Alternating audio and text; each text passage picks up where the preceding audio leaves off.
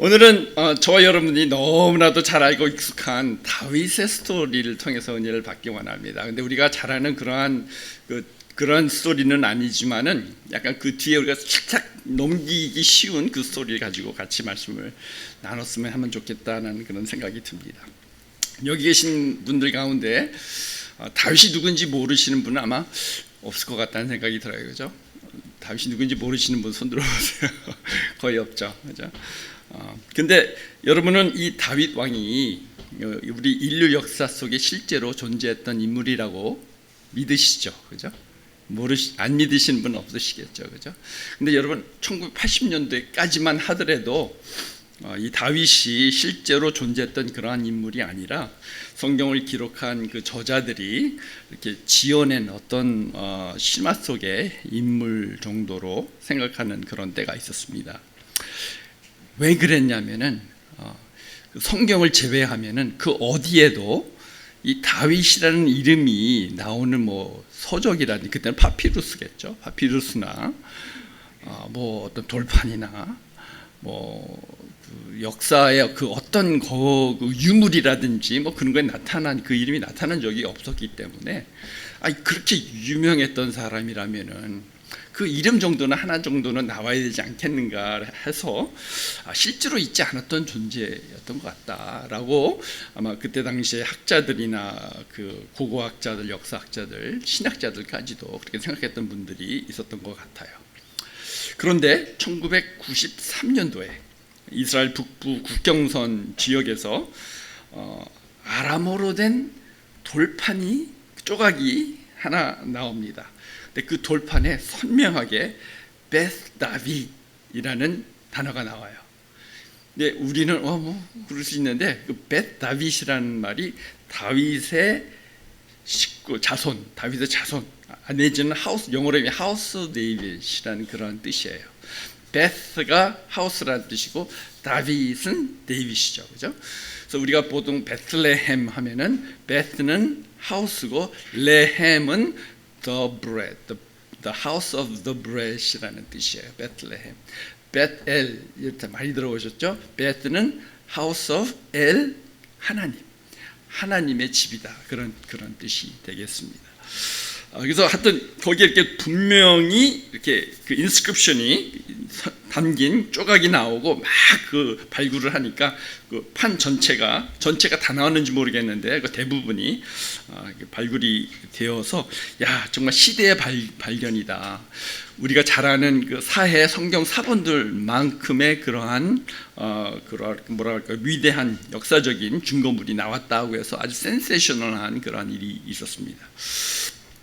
그 이후부터는 뭐 우리가 다윗은 실제 존재했던 사람이다라고 우리가 이제는 믿고 살 수가 있는 것이 되었죠. 근데 참 신기한 것은 그 돌판이 무슨 돌판 내용이 뭐였냐면은 그때 당시 그 아스리야의 그 왕이 북이스라엘과 남유다를 정복한 후에 자랑하려고 적은 거였거든요. 자기 딴에는 멸망시켜서 그렇게 쓴 거였는데 나중에 하나님이 그것을 발굴하기 위해서 오히려 다윗의 존재를 증명하는 그런 증거물로 썼다라는 것이 굉장히 아이러니컬한 것 같다는 생각이 듭니다. 여러분, 다윗 하면은 어떤 스토리가 가장 먼저 떠오르나요? 다윗과 골리앗, 그죠? 이 두 사람의 이름은 영원토록 뗄 수 없는 그런 이름이 되겠습니다.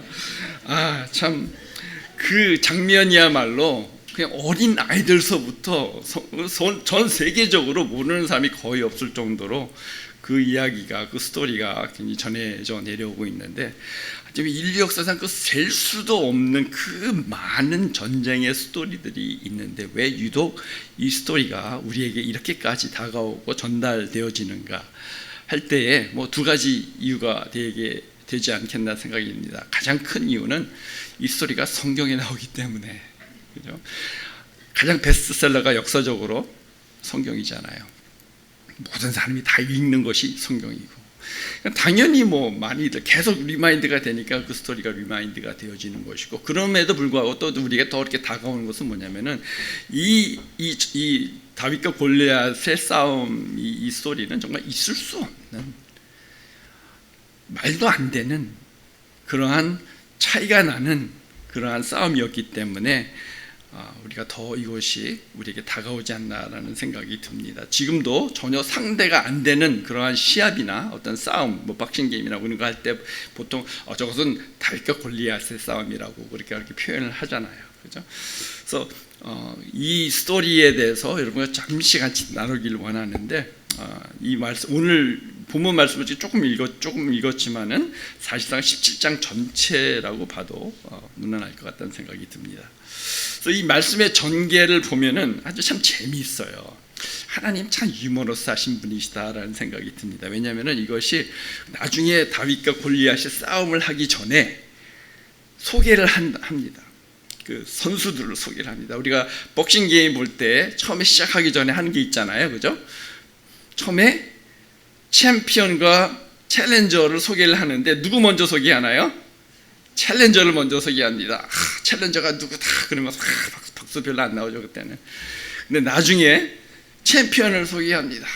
그냥 아나운서가 나와서 이제 다 끝난 다음에 마지막으로 And now representing the right corner, the WWB Boxing Federation Champion of the World, David the Shepherd. 그러면은 반짝반짝반짝 내가 박수치고 막 그냥 와 소리가 나고 막 그렇게 이제 얘기가 납니다. 이제 오늘도 이제 그런 것 같아요. 처음에 소개되는 사람이 챔피언이 아니라 챌린저인 골리앗을 먼저 소개를 하는데 읽다 보면 참 뭔가 좀 이상한 것 같아요. 어떻게 챔피언하고 챌린저하고 거꾸로 된 것 같아. 이 챌린저인 골리앗을 먼저 소개를 하는데요. 정말 말 그대로 어마어마한 그러한 사람이었던 것 같아요.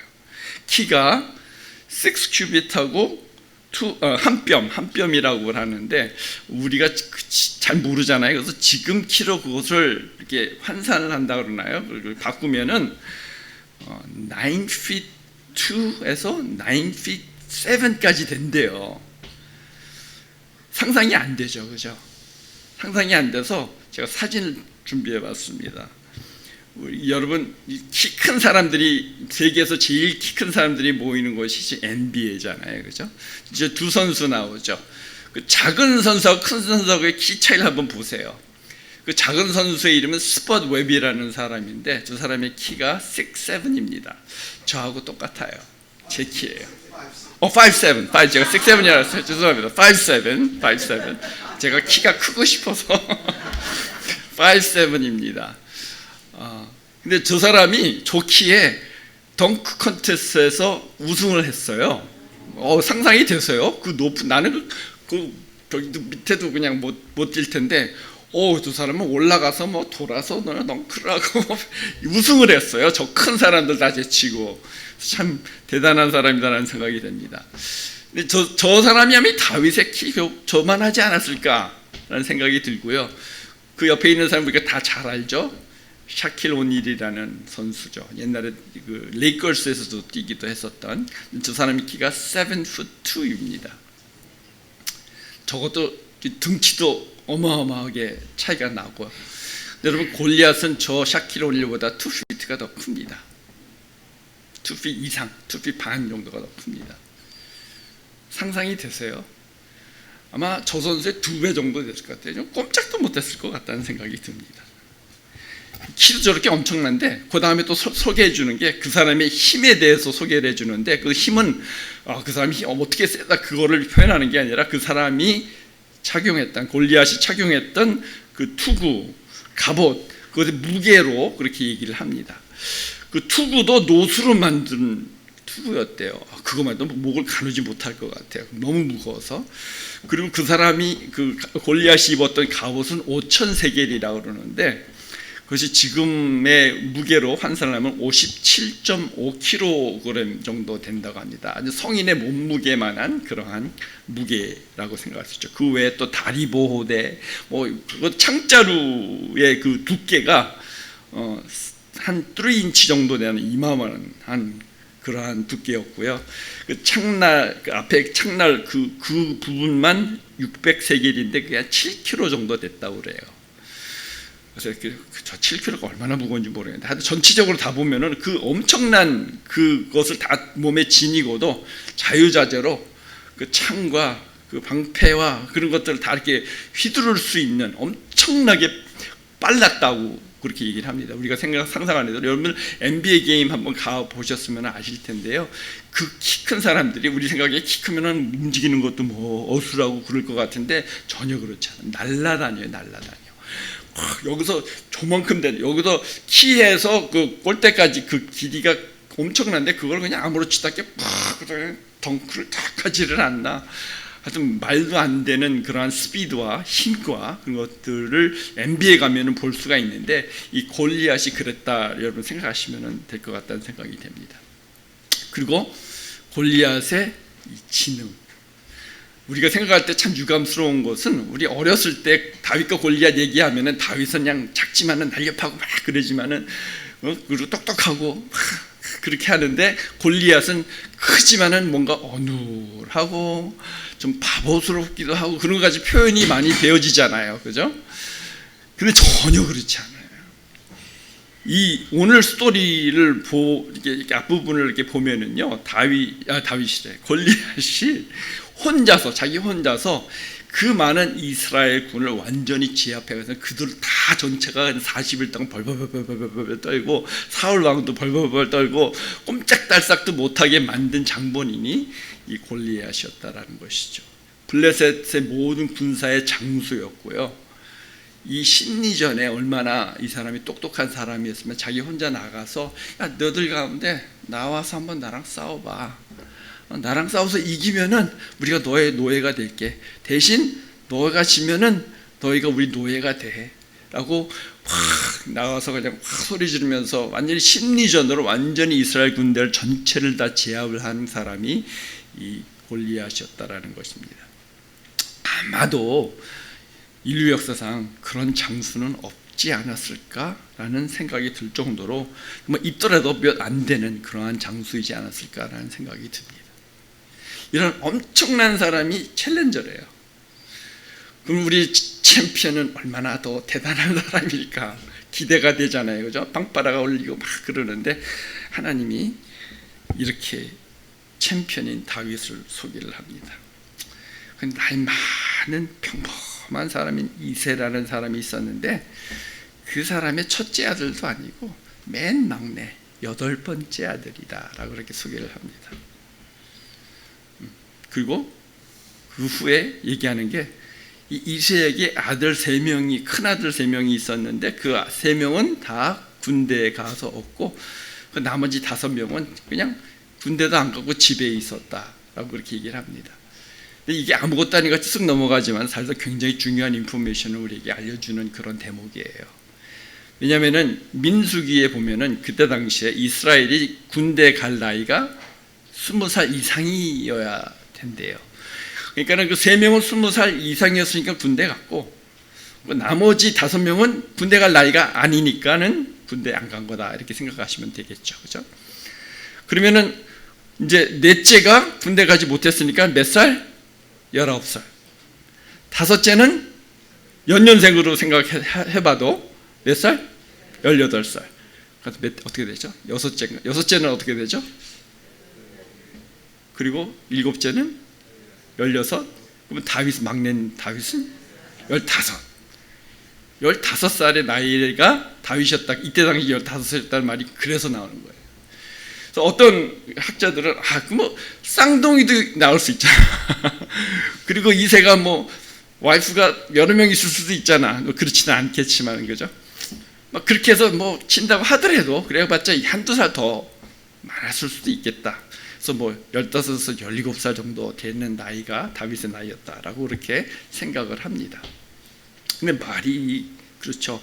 우리의 챔피언이 대단한 모습을 한 그런 사람이 아니라 그냥 평범한 어린 아이였다라는 것을 표현해 줍니다. 그것도 얘기하는 게 다윗에 대해 소개하는 게 다 합축해서 얘기를 하면은 그냥 목동이었어요. 아버지 양을 돌보는 목동. 그리고 아버지의 신분을 도맡아서 하는 그런 어린 아이로 이렇게 표현을 합니다. 이게 참 신기하잖아요. 이게 무슨 일이야? 한번 상상을 해보세요. 사울 왕도 그가 전쟁터에서 잔뼈가 굵은 장수라고 그렇게 얘기를 할 정도로 엄청난 그러한 장수였는데, 그 장수하고 15, 우리 가운데 누가 15살 된 아들이 있나 했는데 있더라고요. 누구냐면은 희원이, 우리 정 목사님 아들이 희원이가 15살이에요. 맞나요, 목련이? 아직 14이에요. 한 살 더 줘, 한 살 더 줘. 곧 15살이 됩니다. 근데 그 희원이하고 샤키론이라고 전쟁터에서 싸운대요. 상상이 되세요? 근데 그것도 그냥 이렇게 우리가 얘기하는 그런 장난, 그런 전쟁이 아니라 목숨을 내놓는, 정말 죽이고 살리는 그런 전쟁을 한다 생각을 해보면은 이 차이가 말도 안 되는 차이였다라는 것을 우리가 상상을 할 수가 있을 것 같습니다. 인간적으로는 이길 수 없는 그런 싸움이었죠. 근데 결론적으로 누가 이기나요? 다윗이. 참 하나님 참 이상한 사람이에요. 챔피언이, 이런 사람 챔피언을 만들어 할 정도로. 근데 여기 질문이 있습니다. 왜 하나님은 다윗을 이렇게 소개할까? 라는 그러한 질문이 저한테 왔습니다. 하나님이 이 스토리를 통해서 우리에게 하시고자 하시는 말씀은 무엇인가? 제 생각엔 그런 것 같아요. 이거는 하나님이 이 다윗의 스토리만이 아니라 성경 전체를 통해서도 이런 스토리가 너무나 많잖아요. 그죠? 하나님이 아주 계속적으로 우리한테 하시고자 하시는 그 말씀이 뭐였냐면은, 우리가 생각하는 영웅, 챔피언과 하나님이 생각하시는 챔피언은 다르다라는 것을 보여주길 원하시지 않았을까라는 생각이 듭니다.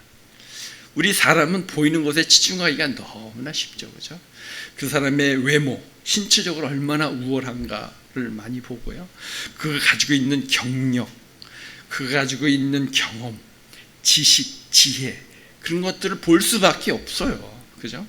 근데 하나님은 그렇지 않다라는 것이죠. 하나님, 우리가 보이지 않는 그런 것을 보시고 계신다라는 것이죠. 하나님에게는 솔직히 누군가가 중요하지 않다라는 것이죠. 하나님은 어린아이를 통해서도 큰 일을 하실 수 있는 그런 하나님이시다라는 것을 이 스토리를 통해서 우리에게 보여주시는 것이 아닌가라는 그 생각이 듭니다. 여러분, 오늘 본문 말씀에 다윗의 소개를 보면요, 이새가 다윗에게 심부름을 시키는 그 얘기가 나오잖아요, 그죠? 근데 이게 무엇이죠? 이새한테는 누가 중요했어요? 다윗보다는 전쟁터에 나가. 우리도 그렇잖아요. 전쟁이 일어났어요.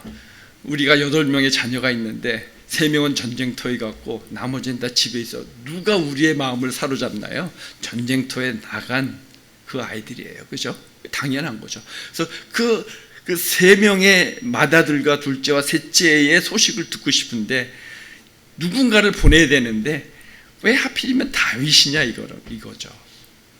넷째도 있고 5째도 있고 6째도 있고 7째도 있는데 다윗보다 나이도 많고 능력도 많았을 테고, 근데 그 형들을 보낸 것이 아니라 왜 다윗을 보냈을까라는 것이죠.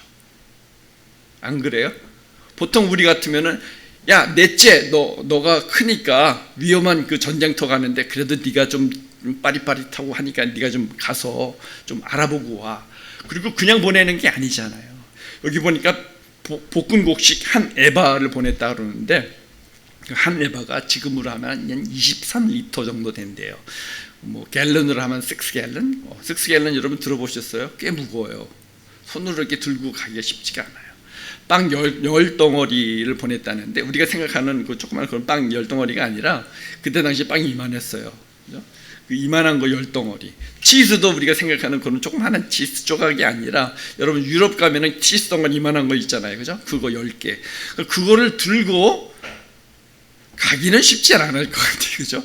그럼 나귀를 데리고 나귀를 가지고 갔다는 그런 얘기도 없는 거 보니까 글쎄 뭔가에 이렇게 실어서 가기는 했었을 것 같은데 그것들을 가지고 장작 25km 정도 되는 거리를 15살 먹은 아이한테 맡겨서 보낸다? 지금 우리한테는 상상이 안 되는 그러한 일이잖아요. 그죠? 그때 당시인데 그게 많이 그런 것 같아요. 이상한 건 아닌 것 같다는 생각이 드는데 하여튼 간에 다윗한테 그 어린 다윗한테 맡겼다라는 것이 참 신기하다는 생각이 들었는데 저는 이새가 다윗을 참 하대했다라고 안중에 8번째 아들이니까 큰 아들이 더 귀중하고 막내는 별로 그렇게 중요하지 않아서 그랬나 이렇게 생각을 했었는데 찾아보니까 다른 분들은 다르게 얘기하시는 분들도 계시더라고요. 그런 부탁을 들어줄 아들이 다윗밖에 없었기 때문에 보내지 않았겠는가라는 생각. 왜냐하면 다윗의 성정을 이새도 잘 알았던 거예요. 다른 아이들한테 부탁을 하면은 안 갔을 텐데 다윗한테 부탁을 하면은 다윗은 내 부탁을 이런 힘든 거라도 들어줄 것이다라는 것을 알았기 때문에 다윗한테 부탁하지 않았겠는가. 근데 그 말도 참 일리가 있는 게 이 부탁을 했는데 다윗이 전혀 불만이 하나도 없어요. 그냥 그 다음 날 마치 아브라함이 이삭을 바치러 갈 때 그 다음 날 아침 일찍 일어나서 딱 갔다 오고 하는 거와 마찬가지로 그것은 순종의 모습이잖아요. 그죠? 다윗이 전혀 아무런 불평불만 핑계 아무것도 없이 아버지가 하라 하니까는 예 하고 그 다음날 아침에 성실하게 다 모든 것을 챙겨서 갔다 오는 것을 우리가 볼 수가 있다는 것이죠. 제가 만약에 다윗이었다면은 그랬을 것 같아요. 아버지, 저 불과 15살밖에 안 됐어요. 저보다 더 크고 힘센 넷째 형이 있잖아요. 넷째 형 하면 5째 형이 있잖아요. 6째 형이 있잖아요. 아니, 저를 왜 보내십니까? 그리고 아버지 또 기억나세요? 저 왕이 될 사람이에요. 왜냐면 바로 전에 얼마 전에 사무엘이 와서 기름 부었잖아요. 다윗한테. 저는 앞으로 왕이 될 사람이에요. 저 이렇게 가서 저 죽으면 어떡하려고 그러세요? 전쟁터로 보내시면 되겠어요?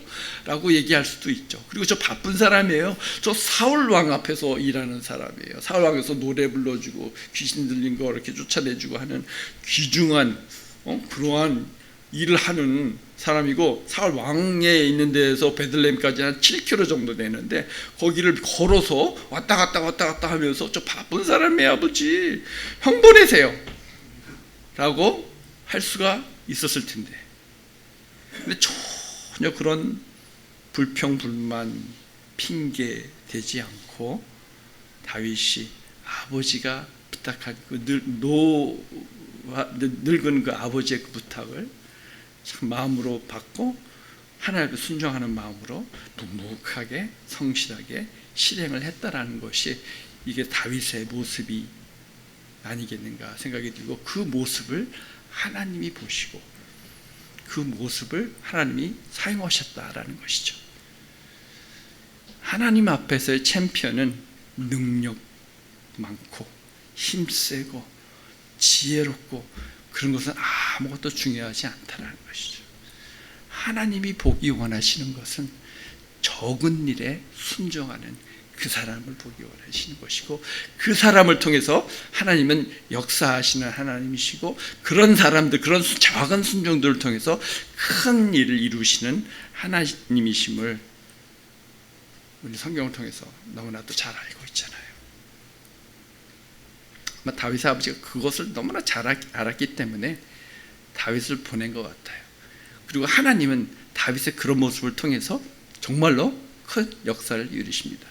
만약에 다윗이 이렇게 불평하고 하나님 아버지한테 형 보내세요 하면 안 갔다면은 골리앗을 못 만났겠죠. 그죠? 골리앗을 못 만났으면은 싸움도 없었겠죠. 그러면 우리가 아는 다윗은 없었겠죠. 여러분 하나님은요 우리가 생각할 때는 큰 일, 작은 일 나누는 걸 참 좋아하는 것 같아요. 교회 안에서도 저 사람이 하는 거는 큰 일 하는 거고 우리가 하는 게 아무것도 아니야라고 생각하실 수가 있잖아요.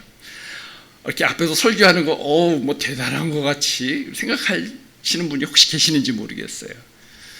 앞에서 그렇게 교회적으로도 큰 일을 뭐 이렇게 우리가 생각하는 그런 것들이 있잖아요. 근데 하나님 앞에서는 그것도 아무런 구분이 안 된다라는 것을 저는 확신합니다. 우리에게 주어진 작은 일, 그것이 무엇이었든지 간에, 그것이 설교하는 일이건 뭐 교회에서 집사님으로서 섬기는 목녀님으로 섬기는 그 일이건, 부엌에서 음식을 만드는 일이건, 파킹장에서 파킹장을 인도하시는 그런 일이건, 뭐 크고 작음이 하나님 앞에서는 하나도 없다라는 것이죠. 오히려 그 적은 일을 충성스럽게 감당하는 그 사람의 마음을 보시는 그 하나님, 그 마음이 중요하다라는 것이죠. 하나님을 향한 순종하는 그 마음이 아무리 목사님들이 위에서 뭐 설교를 엄청나게 잘한다고 해도 아무런 의미가 없다라는 것이죠. 하나님을 향한 마음이 하나도 없다면. 그렇게 생각 안 하세요? 아멘이십니까? 예, 아멘입니다. 아무리 적은 일이라고 적은 일이 아닙니다. 디모데후서에 보면 이런 말씀이 있습니다. 디모데후서 2장 20절에서 21절 말씀입니다. 큰 집에, 여기 큰 집이라고 했는데 이거는 비유죠, 그죠? 우리가 천국을 생각하시면 되고요, 아니면은 교회라고 생각하셔도 될 것 같아요. 이 큰 집에는 금그릇과 은그릇만 있는 것이 아니라 나무그릇과 질그릇도 있답니다. 어떤 것은 귀하게 쓰이고 어떤 것은 천하게 쓰인답니다. 그래서 이 어떤 것은 금그릇과 은그릇이 아니에요, 그죠? 귀하게 쓰이는 것이. 그리고 천하게 쓰이는 것은 나무그릇과 질그릇을 얘기를 하는 게 아니에요. 어떤 것, 무엇이든지 간에, 그죠? 어떤 것은 귀하게 쓰이고 어떤 것은 천하게 쓰일 수도 있다는 것이죠. 그러므로 누구든지 이러한 것들은 뭐냐면 그 문맥상 보면은 말다툼하는 거, 교회 안에서 속된 잡담하고 젊음의 정욕대로 살고 무식한 논쟁 속에 휘말려서 그냥 서로같이 그냥 티격태격 싸우고 그런 일들에 우리가 우리 자신을 내어주는 것이 아니라 이런 것들로부터 우리 자신을 깨끗하게 하면, 하나님 앞에서 깨끗하기만 하면, 그는 주인이 누구예요? 예수님이죠. 예수님이 온갖 좋은 일에 요긴하게 쓰는 성별된다라는 말이 영어로 홀리하다는 뜻입니다. 홀리한 그릇이 될 것이다. 하나님이 쓰시는 귀한 그릇이 될 것이다 라고 그렇게 얘기를 합니다. 나무 그릇이나 금 그릇이나 은 그릇이나 사기 그릇이나 질 그릇이나 아무 구분이 없어요. 하나님 앞에는 그대로 하나님이 쓰면은 그게 귀한 그릇이 되는 거잖아요. 제 말씀을 맺겠습니다. 우리 목장 헌신 예배로 이제 하나님 앞에 그동안 계속 이 2달 동안 예배를 드렸습니다. 오늘이 그 마지막 헌신 예배입니다. 헌신 예배, 그 헌신이라는 말을 제가 한번 찾아봤어요. 저는 뭐 잘 모르잖아요. 한문이 뭔지 잘 몰라서 찾아봤는데, 바칠 헌자에 마음이나 몸신자라고 그러더라고요. 몸과 마음을 바쳐서 있는 힘을 다하는 것이 헌신이다라고 그렇게 사전 찾아보니까 나오더라고요. 그래서 우리가 무엇에 헌신할까를 한번 생각을 해봤으면 좋을 것 같다는 생각이 들었어요. 여러분, 무엇에 헌신하겠습니까? 그동안 헌신 예배를 그렇게 많이 들었는데, 뭐 헌신 예배를 드리니까 헌신하겠다는 건데, 그죠? 무엇에 헌신을 하시겠습니까? 우리가 헌신하면 뭔가 거창한 거 생각하기 쉽잖아요. 뭐 큰 일, 뭐 선교가는 일, 뭐 그런데 헌신, 그런 것들이 아니라 하나님이 원하시는 헌신은 다윗과 같이 일상생활 속에서 우리에게 주어진 작은 일, 그 일을 성실하게 순종하는 마음으로 하는 그것에 우리가 헌신을 하는 것이 우리가 해야 될 헌신이 아닌가라는, 그리고 특별하게 다른 일 하는 거 아니에요. 여러분 목장 가운데서 여러분들이 하시는 그러한 교회의 모든 사역들을, 여러분들이 하시는 일터에서 하나님이 우리에게 맡겨주신 그러한 일들을 성심껏 성실하게 순종하는 마음으로 우리가 일을 감당을 하면은 그런 작은 순종들을 통하여서 하나님이 우리에게도 골리앗을 쓰러뜨리는 위대한 사역이 주어질 줄로 믿습니다.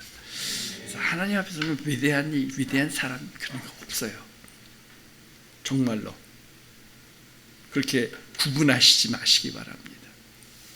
지금 내가 당면한 그것이 위대한 일이고 위대한 사역입니다. 우리는 크고 작음을 따지지만 하나님은 크고 작음을 전혀 따지시지 않으시니까 그 일에 여러분이 하시는 그 일에 그것이 무엇이 되었든지 간에 여러분 충성을 다해서 하나님 앞에서 코람데어라는 그런 말이 있잖아요. 하나님 앞에서 하라는 그런 뜻이잖아요. 하나님 앞에서 감당할 때 여러분 개인개 한 분 한 분을 하나님이 다윗과 같이 귀하게 쓰는 그러한 축복을 모두 다 누리시기를 주님의 이름으로 축복드립니다. 같이 기도하시겠습니다.